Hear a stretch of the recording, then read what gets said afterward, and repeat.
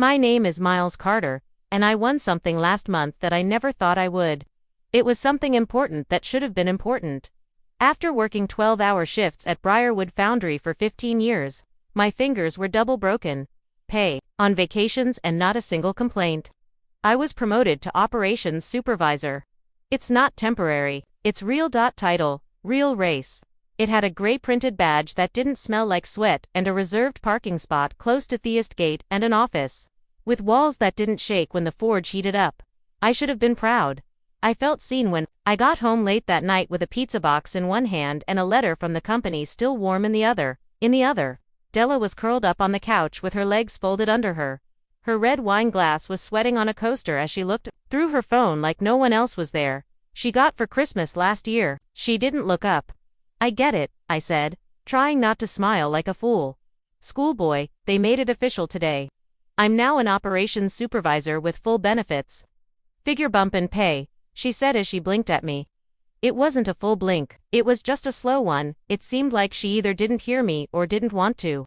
Then she gave me a smile that was so weak it felt like an afterthought. That's it, honey.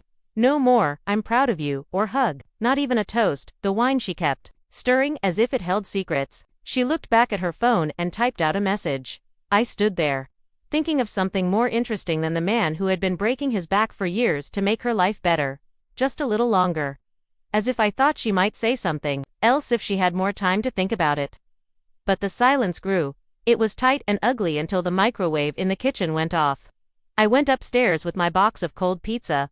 When Delea's dinner came, she said it was just a small get-together with her family to celebrate. I should have knew better, because her brother Ree was there.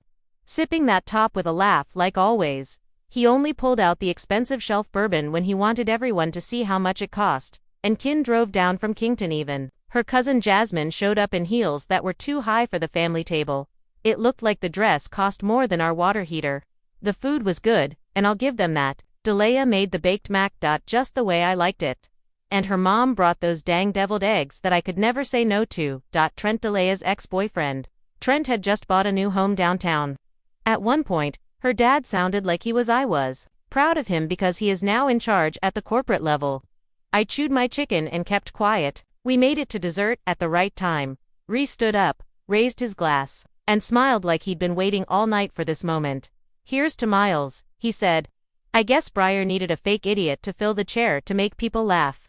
Dia's laugh was the biggest. I looked at her, but she didn't even look back. I felt something twist inside me, something that had been in a coil for too long. The back of my neck felt hot, and I focused on Thelit, a candle in the middle of the table to keep myself from responding. I told myself it was a joke and that it was just Reese. Then Jasmine laughed and said, I still think Delea hit her peak with Trent, though. It was like God himself was there at that moment. Was being mean. Darlene raised her glass and told Trent, the one that got away. Glasses clinked together. Even Ree Delea's slow clap didn't make her move. She smiled and drank, smiled but didn't say anything. I slowly pushed my chair back and stood up. Walked out without slamming or yelling. The air outside in Kentucky bit at me. Got into my truck with shaking hands and a sad heart. But I didn't notice. While I sat there staring out the windshield, street lamps buzzed above me. I tried to tell myself I was not really there. I thought I was being too emotional and that they might not have understood how it hit me. But I knew better in my heart. That night Delea texted me from upstairs while I was still in the garage, acting like I was putting my old tool shelf back together. Don't be emotional, it was a joke, she said. I'm not sorry, they went too far. I should have said something. That was just a joke. They laughed at me like that. They made fun of my hard-earned raise like it was a joke. I felt like a sad clown in a uniform that didn't fit. That night, the woman I married and thought would always have my back, laughed right along with them. We didn't sleep in our bed. Instead, I slept on the old couch in the den and stared at the ceiling while hearing their words echo in my head over and over again. Guess Briarwood needed a fool to play Trent, the one that got away. Don't be dramatic. I wasn't being dramatic. Thrown out, insulted, and erased. And in that quiet room with only the sound of the clock, with only the sound of my own breathing, and the clock to help me, I made a choice I hadn't dared to make before. Maybe the guy what they laughed at wasn't the joke. Maybe he was just done. Next time, I wouldn't just leave the table, I'd stay there, flip the whole thing over. I skipped work the next day and didn't even call in.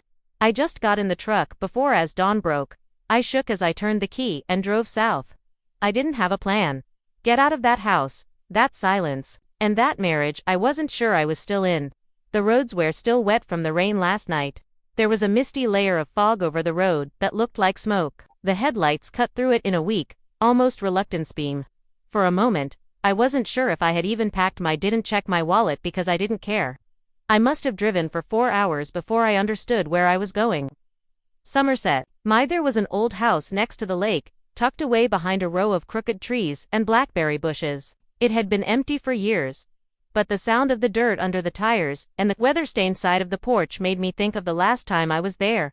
Opened up my chest for the first time in weeks. My Uncle Harvey died 8 years ago and left the cabin to his family. Jaden, my cousin, was meant to keep it up. We hadn't talked in years, but I knew he felt too much guilt to let the place fall apart. Sure enough, the gutters were clean, and the lock was still stiff but useful, so I went inside and let the door shut behind me with a hollow thud. It was dusty, the kind that sticks to things and places that have been forgotten, but it wasn't dirty.